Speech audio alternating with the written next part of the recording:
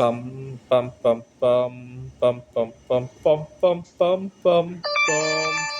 The Peter Dislike Show. Bum bum bum bum bum bum bum. So I've invented a few different units of measurement for various reasons. I'll get to why in a second. Some of them will help me visualize things a little bit better. Others help me set goals for myself a little bit better. My favorite non-standard unit of measurement is sometimes I'll measure lengths of time using the half-life of polonium-210. I call it a Curie year. And so the nice thing about that is that I can make goals more often. Right? We all make New Year's resolutions, but once a year I think is way too infrequent for New Year's resolutions. You might do it once a month, but I think that's too frequent, and it makes it easier to say, I'll just do it next month, right? I've always thought the right time to make a New Year's resolution was somewhere in between the extremes of a month and a year. And the half-life of polonium-210 really serves that purpose well. It's 138.37, a little bit over 4 months. And I like to set year zero at July 18, 1898, the day that Mary Curie discovered polonium-210. And I call it a Curie year. Right now we're on year 336, and our New Year's coming up. And I make goals every Curie year. And what's really nice is that every time we turn the year, sometimes just randomly, I'll wish people a Happy New Year. And people wish me back a Happy New Year without even questioning me, even if it's nowhere near the New Year, the Earth year. They probably just assume that it's based on some other religion or culture. After all, there's Chinese New Year's, there's all sorts of other New Years, Jewish, there's Islamic, all sorts of New Years, right? So people don't really question it. They just go, "Oh, Happy New Year to you as well," right? And so it's a good way to make your resolutions. Give it a try. Give it a try. You don't have to use the polonium-210 year, but pick a length of time that's somewhere between a month and a year, and try to make New Year's resolutions that often, right? I guarantee you'll see an instant difference in the result. All right. When I used to live in Seattle, Washington, I love to go stargazing. Seattle has a lot of stray lighting, and it's really hard to see the night sky. And I would drive out to Ellensburg. Now, by coincidence, on Highway 90, exit 62, I believe it's called Stampede Road. I used to drive there a lot. When you pass the exit, you really hit the countryside and the sky starts to light up. And 62 miles happens to be how high you have to go before you get to the Carmen line. So that line to me became the Carmen line of Seattle. Right, it was like the distance before you officially left Seattle.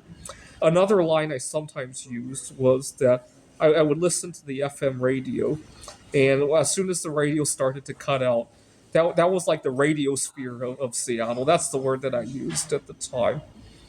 And so it draws a line between inside of Seattle, outside of Seattle, right? Over in Phoenix, we don't really have that kind of a line, right? Because it's all desert, desert, desert, desert, until you hit like another city, right? So I miss having that carbon light. It was like, oh, this is finally out of Seattle, right? Now, when back in my heyday of making bismuth art, I've kind of taken a break from it because of all the tariffs. I used to love to measure currency in bismuth, right? This thing cost me 5 pounds of bismuth or whatever it was, right? And one time, I was talking to a coworker. He was telling me about some home repairs that he had done, and he said, "I did all of this for only this amount of money, and I converted it to bismuth. That's like 2 tons of bismuth." And my coworker said, "What would I do with all that bismuth?" And I commented that he could decorate his home, right, with Buddhas and whatever. And he said that, well, the medical bills of him carrying, because he's considerably less fit than I am, the medical bills of carrying all that bismuth would be way more than it was worth. That's what he told me.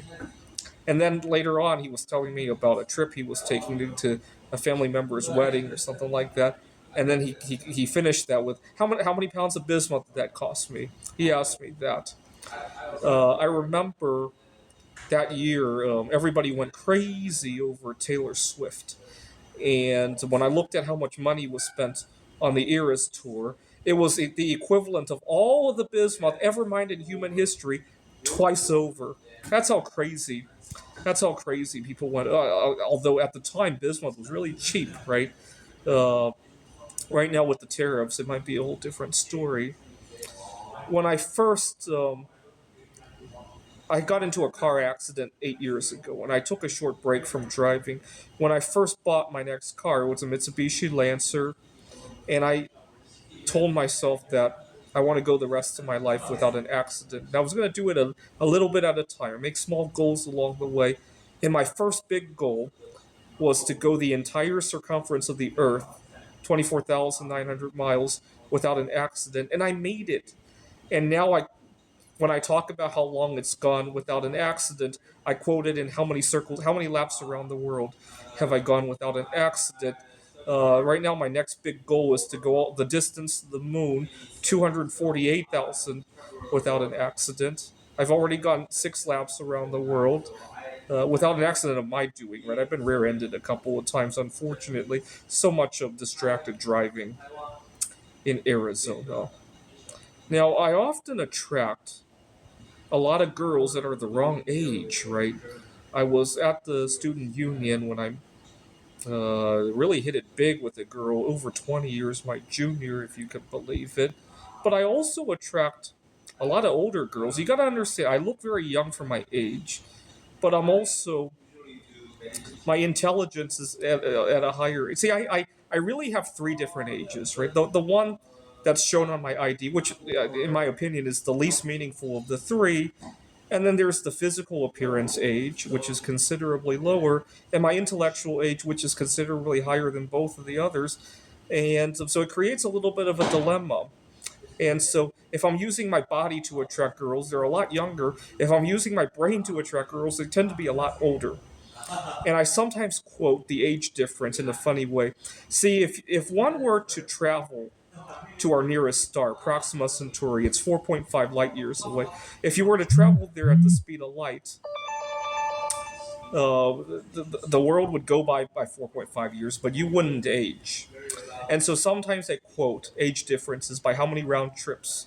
9 years, right? How many round trips to Proxima Centauri it is, right? So if I meet a girl much younger than me, I might tell somebody, it's too bad. I'd have to go to Proxima Centauri and back, right? Sometimes I have to make 2 round trips to Proxima Centauri, right? Now I recently hit it big with Mary Curry's granddaughter, and so I would tell people I need to send her on how many round trips to Proxima Centauri, right? And believe it or not, I am Facebook friends with the second place winner of Polish Idol season 1, Evelina Falenta. And recently, while talking to her, I dropped the L bomb and it went pretty well.